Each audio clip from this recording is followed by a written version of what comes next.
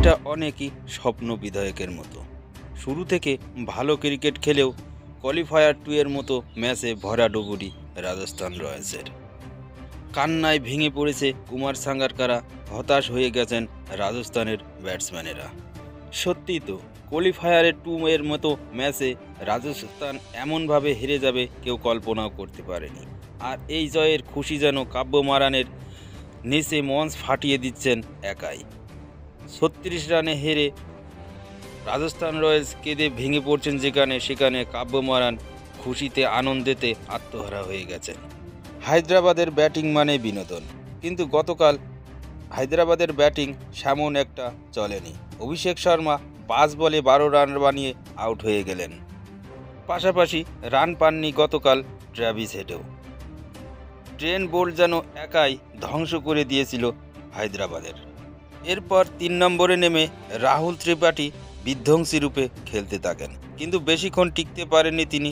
15 বলে 37 রান করে আউট হয়ে যান রাহুল ত্রিপাঠী।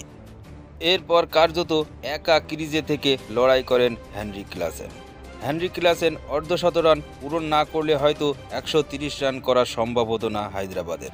পাশাপাশি শাহবাজ আহমেদ অনেকটা তাকে হেল্প করেছে।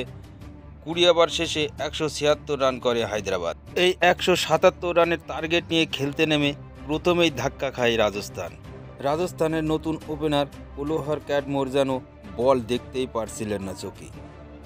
কামিন্সের একটা দুর্দান্ত বোলিংয়ে তিনি বোল্ড হয়ে যান। ফেরার সময় 16 বলে 10 রান বানিয়ে আউট হয়ে যান এই নতুন ওপেনার। এরপরেই যশস্বী জয়সওয়াল বিধ্বংসী রূপে ব্যাট চালানো শুরু করেন। 6 আর 4 মেরে দুর্দান্ত শুরুটা করলেও বেশিক্ষণ টিকতে পারেননি যশস্বী জয়সওয়াল। 21 বলে 42 রান করে আউট হতেই যেন রাজস্থানের ব্যাটিংয়ে ধস নেমে যায়।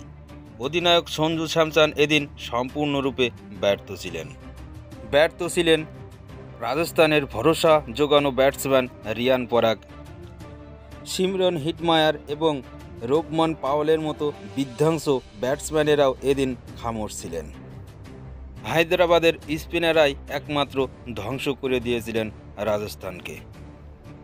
অপরদিকে একা কুম্ভ হয়ে লড়ছিলেন ধ্রুব জুরেল, কিন্তু তার সাথে কোনো সাহায্য করার মতন ব্যাটসম্যান ছিল না। অপরদিকে 50 রানও করেছিলেন তিনি, কিন্তু ম্যাচ জেতাতে পারলেন না। ট্র্যাজিক নায়ক হয়েই রয়ে গেলেন তিনি। 36 রানে ম্যাচ জিতে ফাইনালে পৌঁছে গেল কাব্য মারানের হায়দ্রাবাদ। রবিবারে 7:30টার সময় কলকাতার মুখোমুখি হবে সানরাইজ হায়দ্রাবাদ।